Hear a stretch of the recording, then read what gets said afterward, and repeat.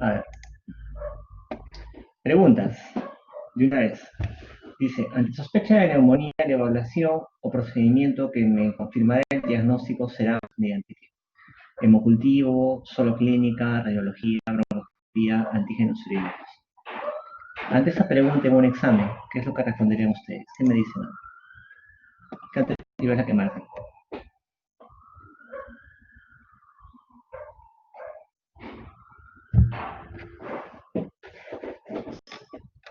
Ya, perfecto, muy bien. Es cierto, el diagnóstico, recuerden que es clínico radiológico. La alternativa correcta sería acá la C, evaluación radiológica.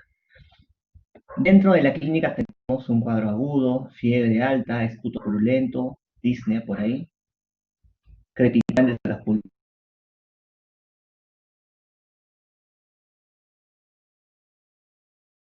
por lo general, una consolidación, un patrón alveolar, dependiendo del germen de uno o más de glóbulos, es lo que encontramos. Entonces, el diagnóstico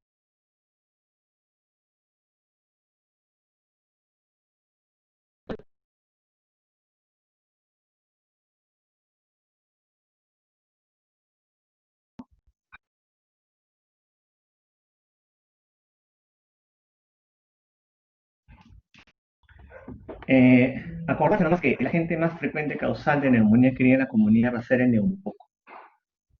Es el agente causal más frecuente de neumonía comunitaria, ya en casi todos los grupos. Independientemente de la comorbilidad que tenga el paciente, el neumococo será el más frecuente. En el segundo puesto varía según lo que tú leas y según la población, ¿no? Puede ser Mycoplasma pneumonia o Haemophilus influenza en el segundo puesto. Pero el primero siempre va a ser el neumococo, para que tengan ese en cuenta. Como les había mencionado, el diagnóstico es clínico radiológico, un infiltrado radiológico con o sin confirmación radiológica, un infiltrado alveolar. En esta placa de tórax, o una placa en general, ¿qué es lo que requiero ver acá para decir patrón alveolar? ¿Qué es lo que yo busco ver en la placa?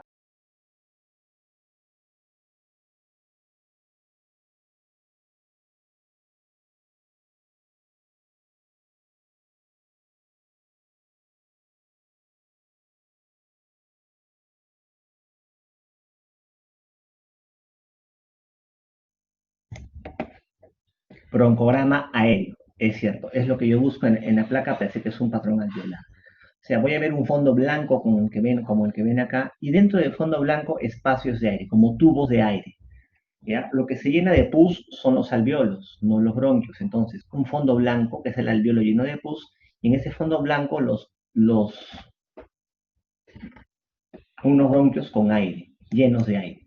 Van a poder verlo en ese fondo blanco. Eso es lo que significa el patrón alveolar. El patrón alveolar no solamente es de neumonía, significa líquido en el alveolo. Líquido en el alveolo. Puede ser, obviamente, pus, en este caso, puede ser agua, también puede ser sangre. ¿Qué nos importa en la historia clínica? La primera pregunta de acá. Nos importa que el cuadro sea agudo. Un cuadro agudo caracterizado por disnea, tos, esputo purulento, fiebre alta, es lo que esperamos, un cuadro agudo. Difícilmente una neumonía bacteriana venga pues con un mes de enfermedad, ¿no? Este infiltrado y un mes de enfermedad quizá me haga pensar en tuberculosis o en una neoplasia. Laboratorio. Por ejemplo, ¿se puede pedir cultivos? Sí, pero los cultivos se piden en pacientes críticos, en aquellos que son candidatos a UCI. ¿Cuándo indica una placa de tórax de control? Acá hay controversia. Algunos dicen que se pida placa de tórax a las 6 semanas, dicen, en una guía europea. En los de más de 50 años, a las 6 semanas, una placa de tórax control. ¿Por qué? Porque recuerden que a partir de los 40, 50 aumenta tu riesgo de neoplasias. Entonces, puede ser que tú hayas tenido una neumonía, un cuadro agudo, purulento, fiebre, y es infiltrado. Muy bien. Le doy antibióticos y la clínica mejoró en 5 días, me curé de la neumonía en 5 días. Clínicamente no tengo neumonía. Pero si luego de 6 semanas, es lo que dicen, el infiltrado aún persiste y clínicamente ya no tengo neumonía, lo más probable es que ese infiltrado no sea solo neumonía, sea otra cosa. ¿Qué otra cosa? Neoplasia. Entonces, en la guía europea del 2015, lo que mencionan es eso, una placa control en los de más de 50 años en la sexta semana, nada más. En el resto de pacientes solamente me guío de la clínica, nada más. Mira, como les mencioné, en pacientes en cuidados críticos de UCI, lo que se pide es cultivos. Cultivos y antígenos urinarios. Antígenos urinarios para Legionella y para neumococo. Los cultivos, el cultivo de sangre, el hemocultivo, tiene una sensibilidad de 25%. El hemocultivo, sensibilidad de 25%. Y el cultivo de esputo de 60%. ¿Ya? Al que más le hago caso es al hemocultivo. Recuerda que el cultivo de esputo puede ser contaminado. En este cuadro se ven los exámenes auxiliares que se pueden ir ante diversas situaciones clínicas, ¿no? Hago hincapié sobre todo en que en pacientes críticos sí se intenta aislar el germen. Como les mencioné, ¿hasta cuándo persiste el infiltrado radiológico? Recuerda que una cosa es cura clínica, otra cosa es cura radiológica. Cura clínica, cura radiológica. Clínicamente tu neumonía se cura en 3 o 4 días, pero radiológicamente puede que tu neumonía no se cure tan rápido, ¿ya? Radiológicamente puede que me deje incluso cicatrices. Empecemos con lo más frecuente, una neumonía neumocócica sin bacteremia, sin sepsis. El infiltrado persiste hasta 3 meses. O sea, al tercer día ya tu antibiótico le hizo a la neumonía y te curó, pero tu infiltrado puede persistir hasta 3 meses. Busquemos neumococo con sepsis, hasta 5 meses.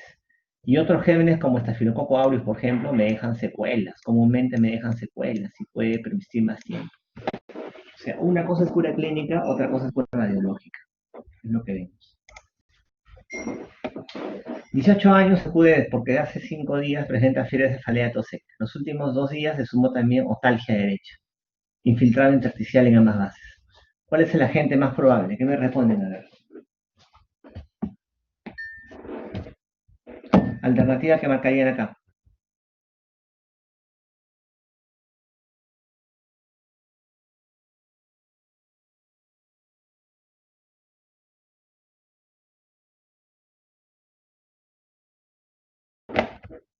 Ya, perfecto, micoplasma neumonio. ¿Por qué micoplasma neumonio? ¿Por qué? O sea, ¿cuál es el dato que ha hecho que elige micoplasma neumonio?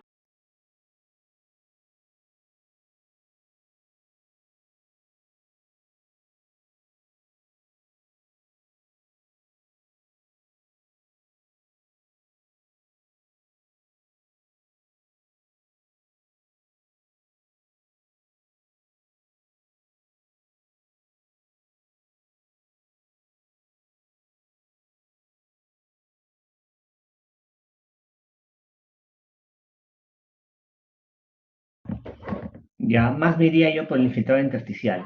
Sí, otalgia, lo que pasa es que micoplasma me da un cuadro pseudogripal, como una gripe, un resfriado. ¿Ya? Cefalea, acuérdense, los atípicos, cefalea intensa. Atípicos, cefalea, mialgia, malestar, como un COVID, ¿ya? Disnea, tos seca, porque es intersticial. Y han infiltrado a la placa un infiltrado intersticial bilateral. Como parte del cuadro me puede dar miringitis bulosa. Miringitis. Miringitis es inflamación en el tímpano, por eso que me produce este cuadro clínico, otalgia. ¿Ya? Meningitis bulosa, tos seca, cefalea intensa, fiebre, un cuadro pseudogripal. Tos seca, insisto.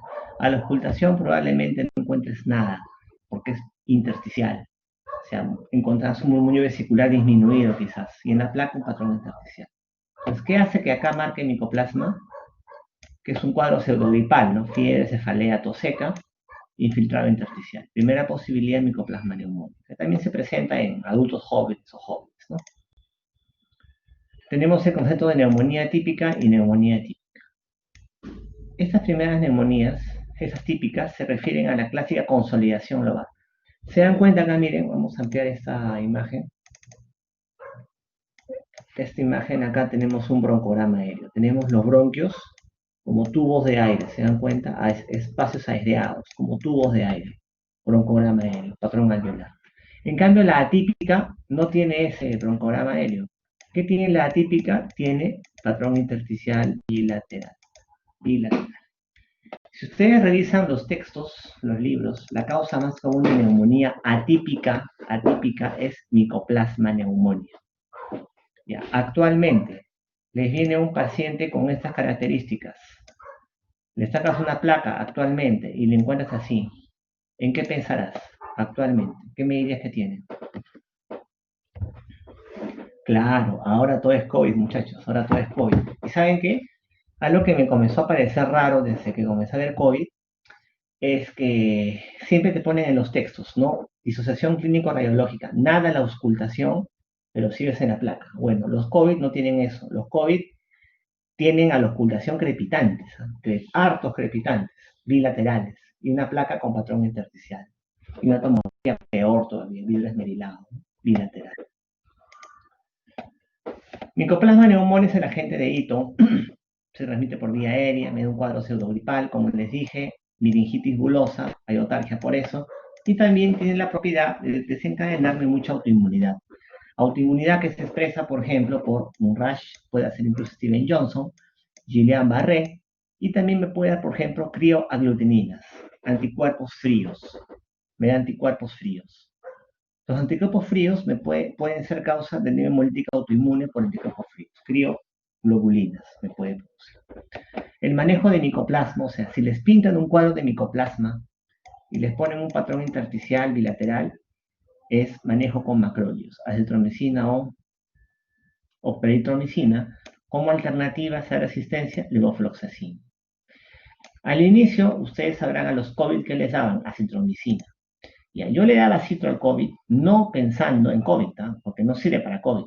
Yo le doy a citro porque ¿quién no me dice que ese patrón intersticial no es un micoplasma o es otro agente activo? Por eso, algunos defendíamos el darle a citro al COVID, no porque le haga daño al COVID la citromicina, sino por la posibilidad de que ese infiltrado se deba a otro agente activo.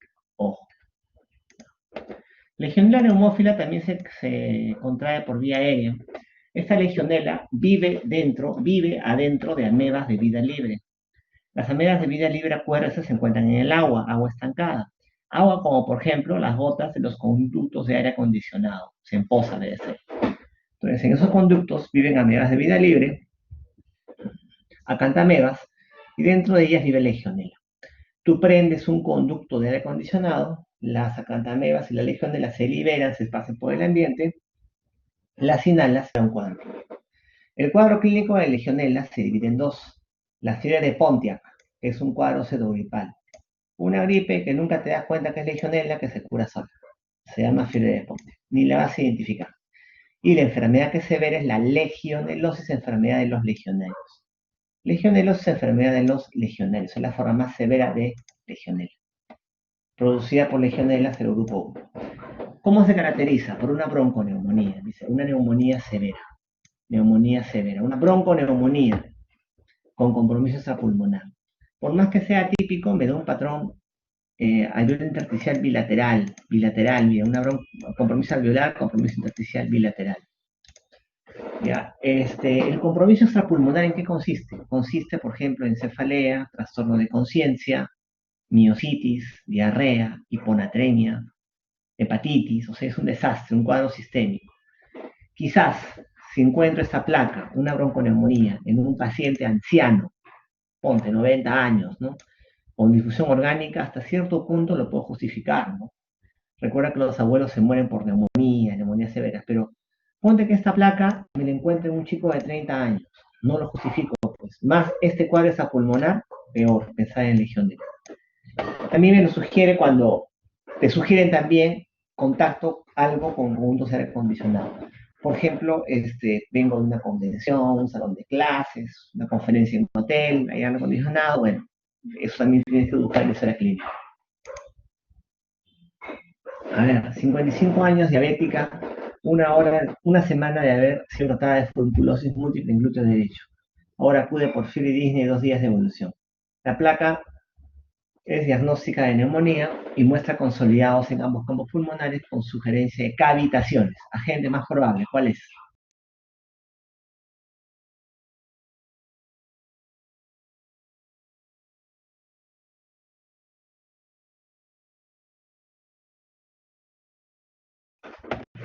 Ya, está bien, me parece perfecto. Han marcado estafilococo aureus.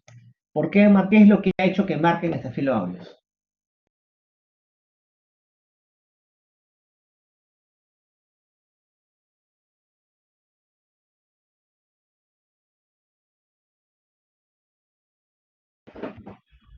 Perfecto, puerta de entrada. Staphylo aureus viaja por vía hematógena. O sea, tienes un antecedente de una celulitis, una foliculosis, artritis séptica, una lesión cutánea, etc. Como va por vía hematógena, vía sanguínea, se siembra en ambos pulmones. O sea, me da en ambos pulmones lo que son múltiples consolidaciones con abscesos pulmonares múltiples, bilaterales. Es lo que suele ocurrir en esta fila. Una neumonía necrotizante. Me necrosa el pulmón, me deja cavitaciones, me deja bulas. El absceso se rompe, hace empiema, es un desastre esa neumonía. ¿Ya? Patrón radiológico. El neumococo, ¿qué es lo que me da? Una consolidación lobar. Consolidación lobar, la mayoría en la base derecha, la mayoría. Hemófilus influenza, algunos lo consideran la segunda causa de neumonía. Me da un patrón multilobar, mira, infiltrado acá, infiltrado por acá, infiltrado por acá. Patrón multilobar. Estafilococo aureus. Este de acá me da cavitaciones múltiples, mira, cavidad pulmonar acá, cavidad acá, cavidad acá, cavidad acá, acá patrón alveolar que también tiende a la cavitación, o sea, múltiples consolidados y abscesos pulmonares, cavitaciones. Y también a veces empiemas, mira que hay un nivel hidroaéreo, fácil que acá tiene un empiema. Y por lo general antecedente de puerta de entrada. Miren acá la cisura de la neumonía neumocócica, ya recta, y miren la cisura de la neumonía por Klebsiella. Miren cómo me desplaza la cisura hacia abajo. Me abomba la cisura hacia abajo la neumonía por Klebsiella. Y también se cavita, ¿no? También acá tiende a la cavitación. La neumonía por Klebsiella me da un absceso pulmonar muy exudativo, una consolidación muy exudativa. Tan exudativa, tanta pus produce que desplaza la cisura hacia abajo. Una neumonía de ese tipo me da Klebsiella neumonía. ¿En qué pacientes se presenta Klebsiella neumonía? ¿Qué pacientes me suelen tener ese tipo de neumonía? ¿Qué me dicen?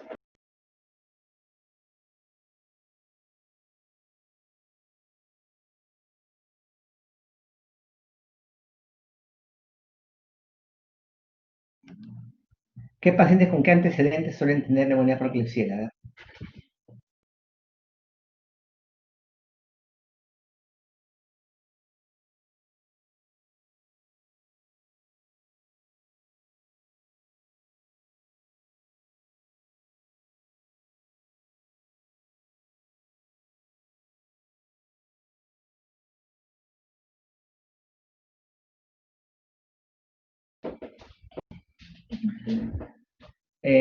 Esplenectomía, interesante. Esplenectomía, si te ponen un caso de esplenectomía y neumonía, vas a marcar primero, Marilena, neumococo. ¿Ya? Neumococo es la principal causa de sepsis en pacientes sin vaso. Sin vaso porque te lo sacaron por cirugía o tienes vaso pero no funciona. ¿Ya? Algunas hemoglobinopatías me pueden dar ese tipo de asplenia funcional. O sea, tengo vaso pero no funciona. La cosa que pacientes sin vaso, sepsis, neumonía por neumococo. Diabéticos. ¿Ya? No estoy diciendo que la causa más común de neumonía en diabéticos sea Klebsiella. La causa más común siempre es neumococo en todos los pacientes. Pero si se presenta Klebsiella, se suele presentar en el contexto de diabetes mellitus. ¿Ya? En ese contexto, también pacientes con EPOC y alcohólicos. Entonces, conclusión, la neumonía se presenta en diabéticos, no es el más frecuente en ellos, el más frecuente siempre es el neumococo, también en pacientes con EPOC y alcoholismo, y me da una neumonía que me desplaza la cisura hacia abajo, desplazamiento cisural, neumonía pesada. ¿Cuál es el esputo de la neumonía por este germen? ¿Qué esputo tiene clásico?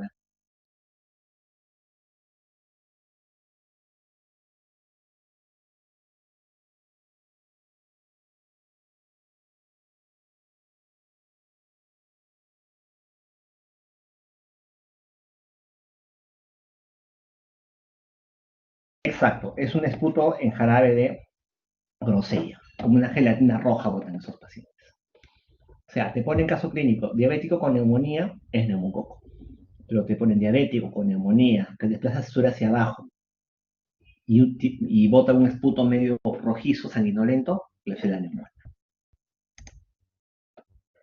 Mira, neumonía filocócica, abscesos pulmonares múltiples, neumatoceles, empiemas, esta neumonía es un desastre. Mira, cavitaciones múltiples, acá mi broncograma aéreo, empiema probablemente por acá, es un desastre la neumonía estafilocócica.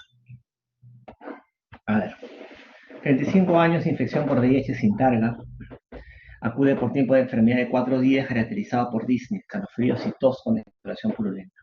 La placa de tórax muestra consolidación basal, estatura 90, actitud terapéutica más adecuada. ¿Qué es lo que marcarían acá? Miren a quién te presentan y qué es lo que harías. Va para la casa, se hospitaliza y qué le inicio. A ver.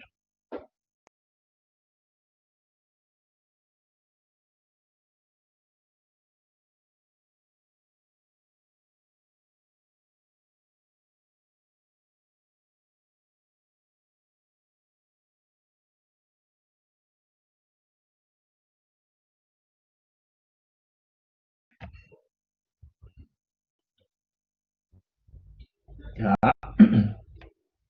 Primero, creo que está claro que se hospitaliza, ¿no es cierto? Ya.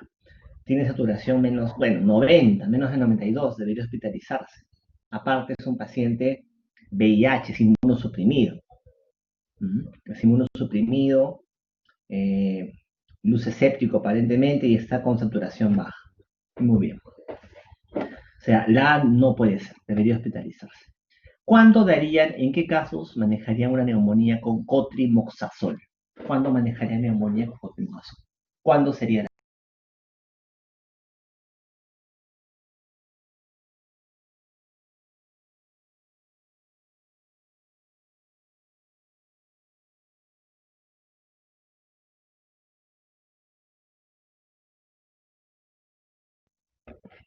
Efectivamente, el cotrimoxazol, acuérdate, es un antibiótico que me cubre gram negativos y me cubre un hongo,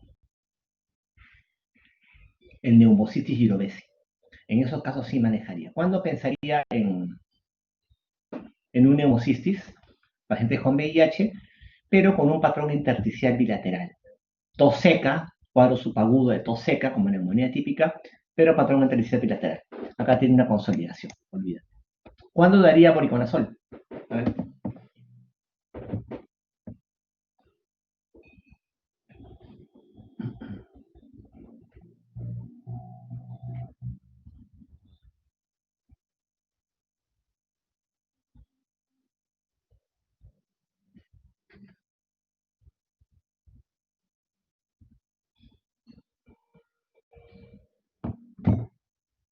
Exacto, aspergilosis invasiva, invasiva, pero no cualquier tipo de aspergilosis, aspergilosis invasiva, un cuadro severo, que no es el cuadro.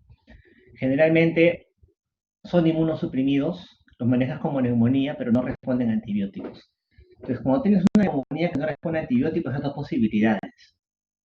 O es un germen recontra resistente, o no es una bacteria, puede ser un aspergillus invasivo. Obviamente la E te dice que es tuberculosis, o sea, tú piensas, la gente con VIH, entonces no, tampoco es así, ¿no? Aparte del cual es muy agudo para ser tuberculosis, ¿no? Manejo hospitalario para hacer concentración de peritomicino. ¿Si está claro que hay que hospitalizarlo? Sí. Inmunosuprimido, saturación baja. Y ahora, si manejo una neumonía hospitalizado es con beta-lactámicos más macrónicos. Vamos a ver eso. Primero, ¿cómo la gente se hospitaliza? Hay dos scores que tienen que conocer. El score inicial, el que empezó todo, fue el score de Fine. Fine tenía variables demográficas, variables de examen físico y laboratoriales. Sacabas un puntaje, algunas se restaban incluso y me daban clases de riesgo. De clases de riesgo 3 para adelante se hospitaliza, porque la mortalidad puede ser significativa. Clase 1 o 2 se iban a su casa. ¿Cuál es el problema? Que es muy complejo, pues saber en emergencias todo esto es imposible. Entonces, los europeos crearon lo que es el CUR 65, un acrónimo, ¿no? C de confusión, urea, frecuencia respiratoria, presión arterial, edad. De tal manera que tú sumabas y tenías un puntaje, ¿no? CUR 0 a 1, mortalidad 1.5 a su casa. CUR 2 puntos, mira, de 1.5 a casi 10 se hospitaliza.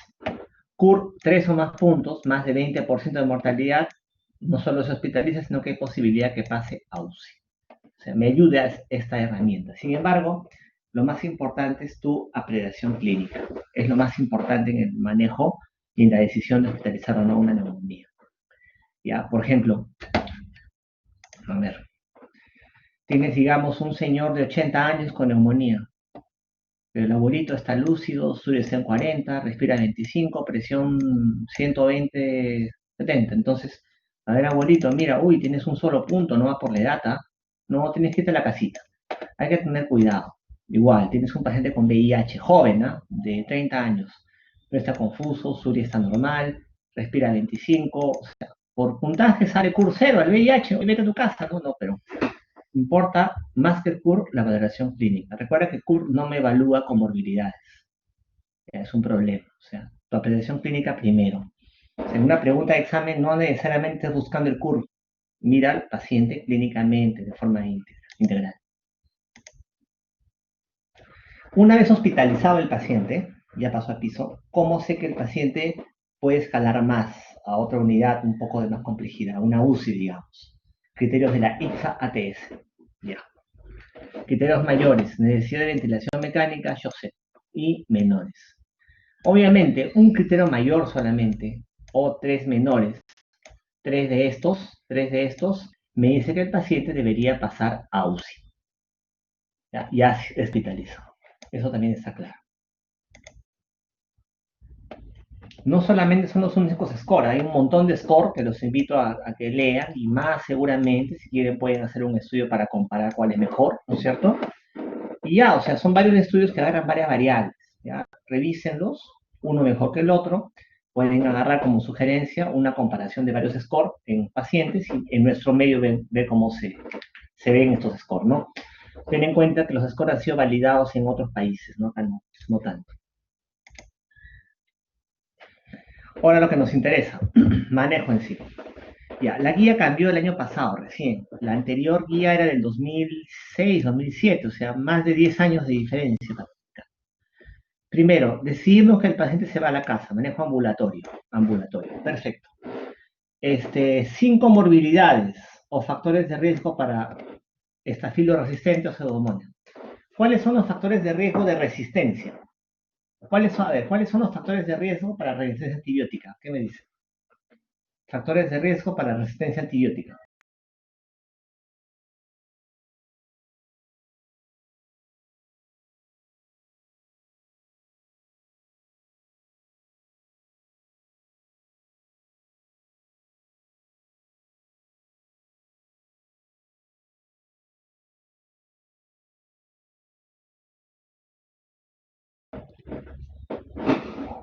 Uno es antibióticos previos en los últimos 90 días. ¿Qué más? Comorbilidades. Y edad mayor de 60 a 65 años. Sobre todo diría yo comorbilidades y uso de antibióticos previos. Edad puedes manejar. ¿Veo? Entonces, un paciente joven, no comórbido, y que no usa antibióticos y tiene neumonía y es para manejo ambulatorio, puedes manejarlo con amoxicilina. 1 gramo cada 8, acitromicina, claritro o doxiciclina. Estos tres son el manejo principal, los tres primeros. Doxiciclina lo doy como alternativa terapéutica. Siempre la primera línea, los tres primeros y mi alternativa terapéutica. En este caso, doxi. ¿Cuándo doy doxiciclina y no los otros? Recuerda que acetoclaritro me prolonga el intervalo QT y me puede dar arritmias malignas. Entonces, en un paciente con QT largo, en vez de dar macrólidos, preferiría dar doxiciclina. ¿Cuándo prefiero dar amoxicilina? Cuando estoy seguro que es una neumonía bacteriana, o sea, tiene una consolidación lobar, crepitantes en un lado, disputo purulento, amoxicilina. Pero si el cuadro se me pinta como pseudogripal, nada de ocultación, o sea, más parece un cuadro atípico, claritromicina, acitromicina. Digamos que es ambulatorio, pero es candidato para manejo con comorbilidad, o sea, es un paciente con riesgo de resistencia. Puede que sea un adulto mayor, puede que sea un diabético, puede que sea un paciente que ha tomado ya antibióticos en los últimos 90 días, o sea, tiene riesgo de resistencia. Y voy a decidir manejar ambulatoriamente. Manejo combinado. Por ejemplo, son alternativas. Tú eliges cuál es el mejor. Amoxiclavulánico o cefuroxima, más un macrólido de ciclina, o monoterapia con levofloxacina, moxi o gemi, fluoroquinolonas respiratorias. Fluoroquinolonas no cipro no, porque cipro no me cura neumoco. Son alternativas que tengo. ¿Ya? ¿Cuál es mejor? Depende de cada médico, depende de cada paciente. Digamos que es un paciente que se hospitaliza. Se hospitaliza, pero con neumonía no severa. O sea, no severa significa que pasa a hospitalización, a piso general, ¿ya? A una sala X. Tengo alternativas. Una alternativa es manejarlo con beta-lactámicos más macrólidos. Acá tenemos alternativas también, como beta-lactámico, ampisulbactam, o cefotaxima o ceftriaxona. Más acitromicina o claritromicina. Son alternativas.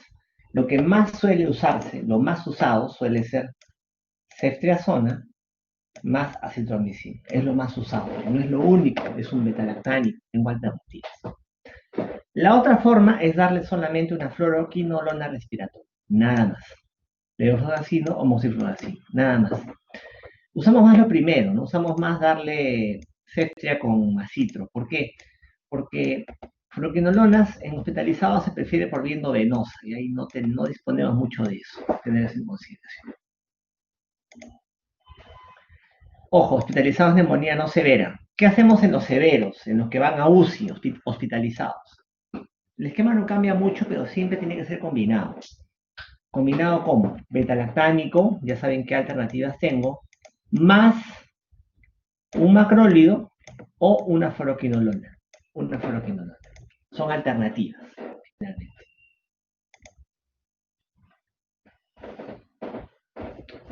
Ya. Ahora, ¿siempre se va a quedar con vía endovenosa tu paciente? Probablemente no, probablemente no. Probablemente se le pueda pasar a vía oral, ¿ya? Hacen un cambio de grupo, del mismo grupo de antibióticos. Por ejemplo, si estaba con una ceftriaxona, una cefalosporina, que es un beta-lactámico, le pasamos otro beta-lactámico con amoxicilina, más un macróleo, más un macróleo. Fluoroquinolona recibe el levo endovenoso, levo bioral, no hay ningún problema. O sea, no significa que se va a seguir siempre como endovenoso, aquí se le puede cambiar lo que es bioral, dependiendo de su evolución. ¿Qué significa que un paciente se encuentre estable clínicamente? ¿Qué significa eso?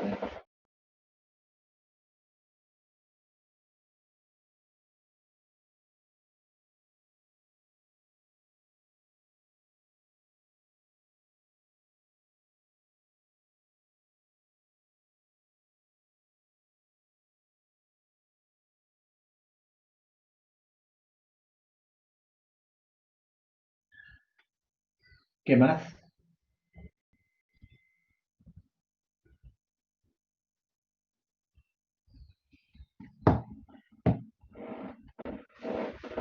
Ya, mire, en resumen, paciente que no tenga CIRS, que no tenga síndrome de respuesta inflamatoria sistémica.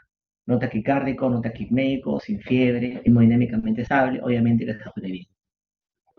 2, 3 días de eso, pasa la viola. Incluso ya posibilidad de alta más alta. ¿Cuánto dura el esquema? Siempre que, ya saben, que hablen de terapéutica, saber la indicación que ya la saben, la indicación, sepa cómo monitorizar con clínica, con CIRS, y también cuánto tiempo lo voy a dejar. Lo mínimo para neumonía, lo mínimo, es dejarle 5 o 7 días. Para suspender un esquema, el paciente tiene que estar afebril, sin necesidad de oxígeno y sin CIRS, o sea, con estabilidad clínica, por lo menos 48 horas. Por lo menos 2 a 3 días tengo que tener un paciente así, sin fiebre, que no tenga oxígeno y sin CIRS. Con eso se puede ir de alta en una semana si es que cumple eso. Obviamente depende de cada germen. Recuerda, por ejemplo, que esta Staphylococcus aureus resistente, el pulmón me lo destroza y pueda que el antibiótico sea por más tiempo, lo mismo otros germes, o con complicaciones. 40 años, llevada a emergencia por cuadro convulsivo, la evaluación se pone taquipneica, la radiografía, revela neumonía en base a emitoras derecho. Tratamiento elegir cuál será. ¿Qué me dice?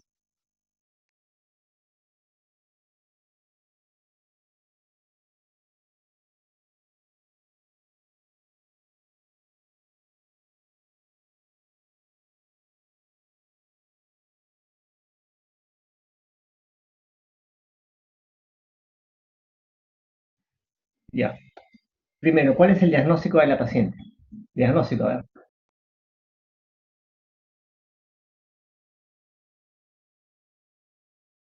Neumonía aspirativa, muy bien. En aspirativa se sugiere cubrir anaerobios.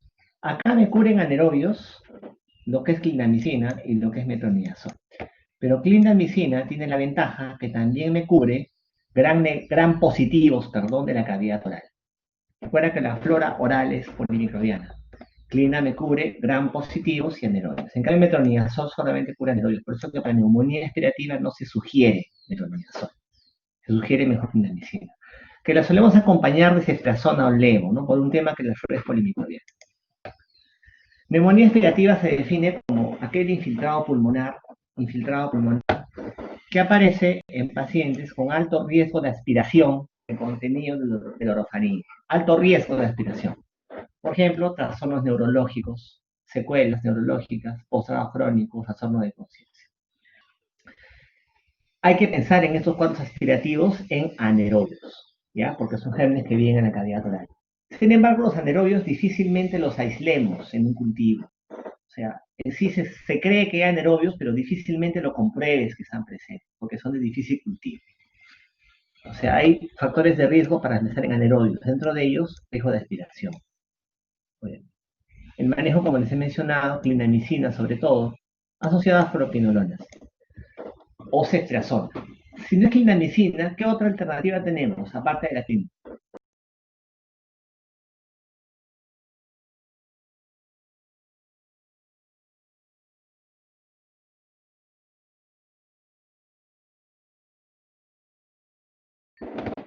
¿Qué otra alternativa tenemos aparte de la clindamicina? Si no hay clinda, ¿qué más se puede dejar? Perfecto, amoxiclavulánico, ampicsulbactam, carbapenems, pipetazo. Metronidazol no es de elección, ya saben por qué. Miren, para la cultura general, cuando tengas una secreción purulenta, ¿ya? Mandas para cultivar. Y ese cultivo de una secreción que tú juras que debe salir algo, sale negativo, vas a pensar en anaerobios. Porque el anaerobio es de difícil cultivo. O sea, sale pus franca por algún sitio. Oye, acá debe crecer algo, ¿no? Mandas negativo. ¿Pero por qué pueden ser anaerobios? Porque esos no crecen en cultivo. Y son de difícil aislamiento. Si no, ustedes, ¿cuántas veces han visto que han aislado de alguna secreción? Fusobacterium, Pebotella, este otro. Nunca, porque son de difícil cultivo. Ya, estos son los anaerobios más frecuentes de la cavidad oral y asociados con infecciones pulmonares, tipo neumonía aspirativa. Acá les pongo la lista de antibióticos que tienen actividad frente a anaerobios. Metro es muy bueno, pero solamente anaerobios abdominales, gram negativos anaerobios, ¿ya? Anaerobios de esas características, y no me cubre gram positivos. También carbapenems, beta-lactámicos más inhibidor de beta-lactamasa, aquí estamos clavulánico, campylobactam, pipetazo, clinda, cefacictina, el resto, para que tengas en consideración.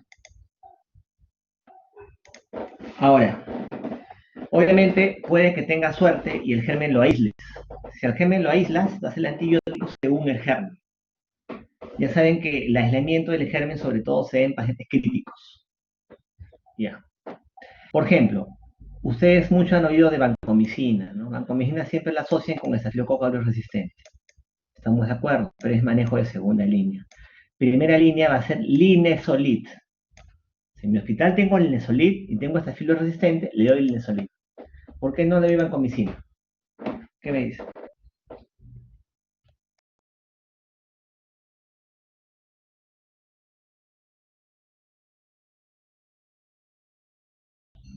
Más que nada por un tema de nefrotoxicidad y también biodisponibilidad. O sea, linezolid llega mejor al pulmón que la banco. Por eso preferiría darle line de primera línea. Ya, no tengo line y tienes banco, dale banco, no hay ningún problema. Pero siempre les digo, aprende mejor leyendo que aprender viendo de lo que hace el otro. Tú ves en el hospital, banco, banco, banco, banco, crees que es la línea. No es así. Ya saben, tema de biodisponibilidad y toxicidad.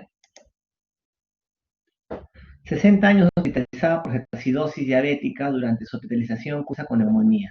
Señal de mastoiditis izquierda, signos de flogosis en pabellón auricular al mismo lado, con presencia de secreción purulenta. ¿Qué es más probable causante de neumonía? ¿Qué me dice?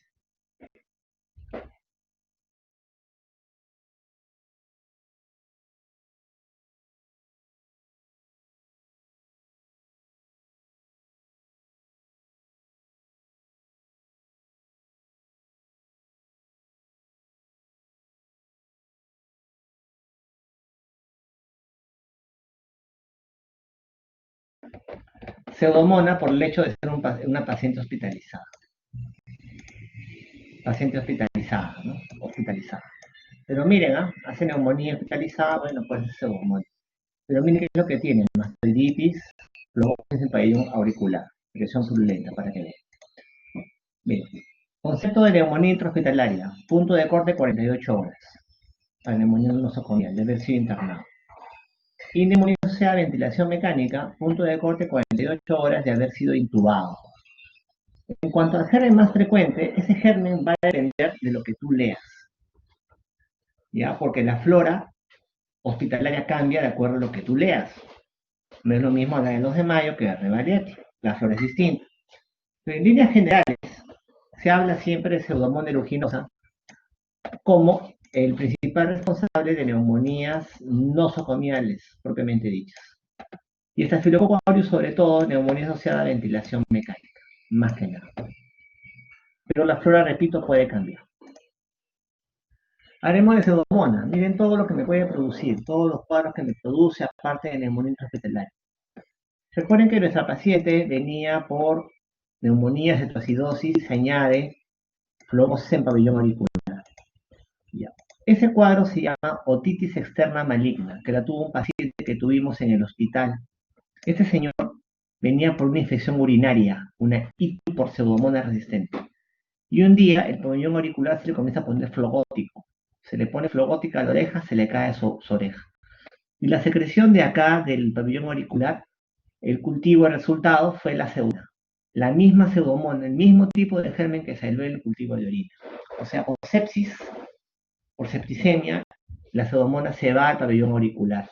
O sea, esta otitis externa maligna ocurre por una infección a distancia. La neumonía con sepsis, ITU por sepsis, se van al pabellón auricular.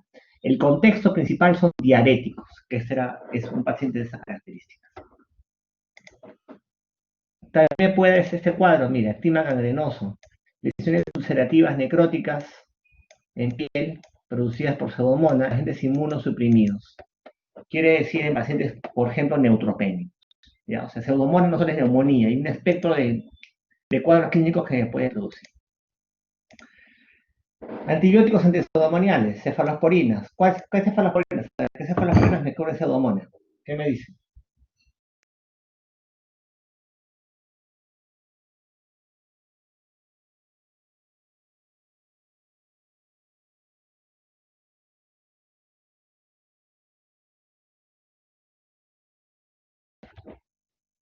Antibióticos, a ver, cefalosporinas, antipseudomoniales. Ceftazidima, cefepime. No, no se le suena. Ceftazidima, cefepime. ¿Qué más? Fluoquinolonas. ¿Qué son fluoquinolonas? Ciprofloxacino, levofloxacino. Ya. Aminoglucósidos. Aminoglucósidos, amicacina, gentamicina y tobramicina. Tobramicina. Penicilinas de tercera generación. ¿Cuáles? Piperacilina, con tazobactam.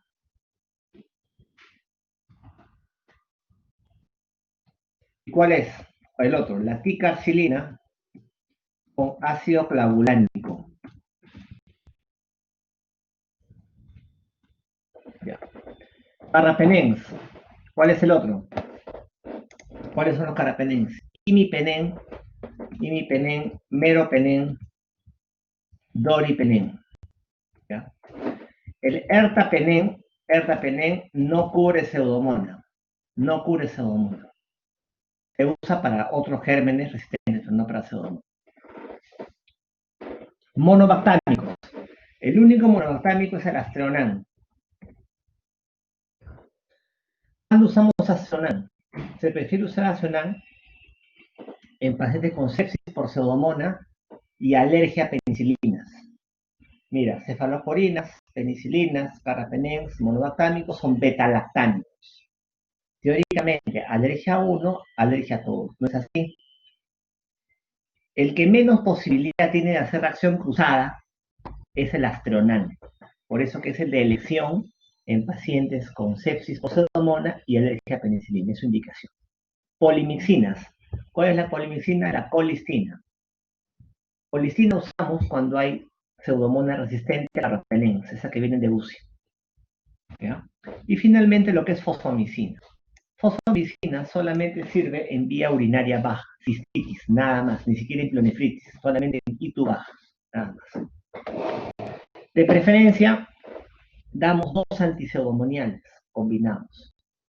Damos un betalactámico, mira, voy a encerrar acá los betalactámicos,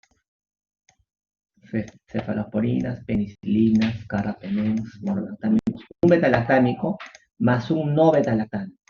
Los no betalactámicos son el resto, proquinolonas, aminoglucósidos, polimicinas, fosfomicinas. ¿Qué es lo que solemos combinar en ocasiones? Por ejemplo, ceftazidima más cipro o ceftazidima más amicacina, por ejemplo. Es lo que solemos combinar.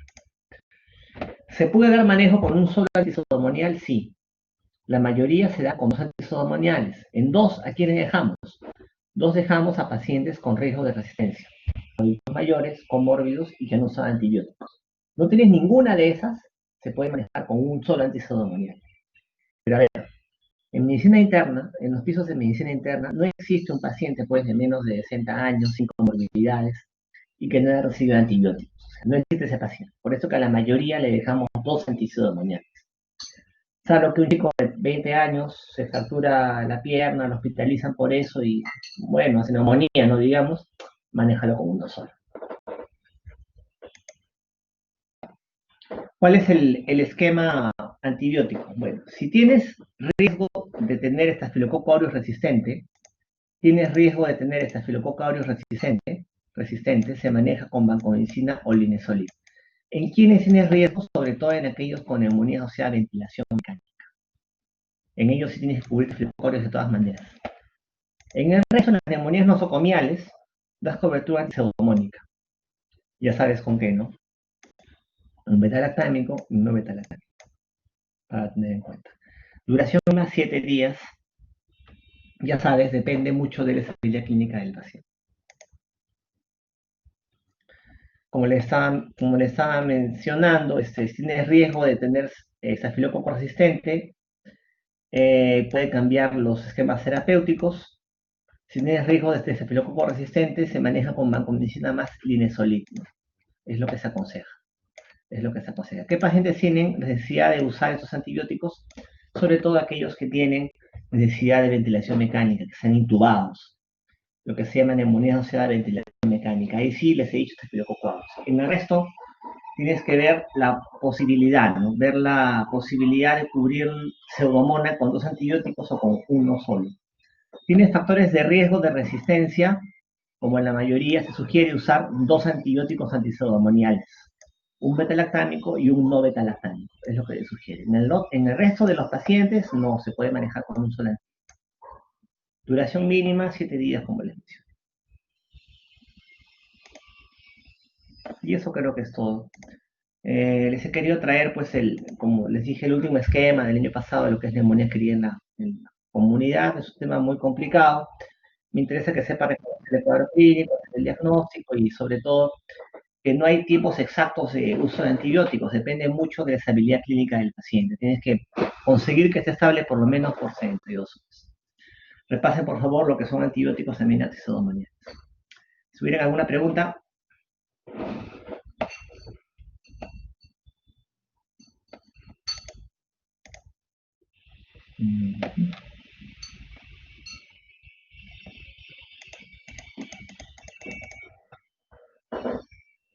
Bacteremia, igual, linezolid, siempre, más que nada por un tema de toxicidad y biodisponibilidad, no hay ningún problema.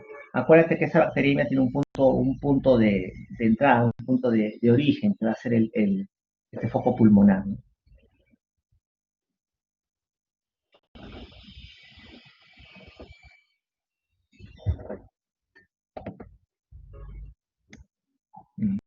Bueno, chicos, entonces, si no hay preguntas, nos vemos la siguiente semana, creo que toca con Edwin, me parece. Con mi grupo práctica nos vemos en 10 minutos en la sesión. Nos vemos, chicos.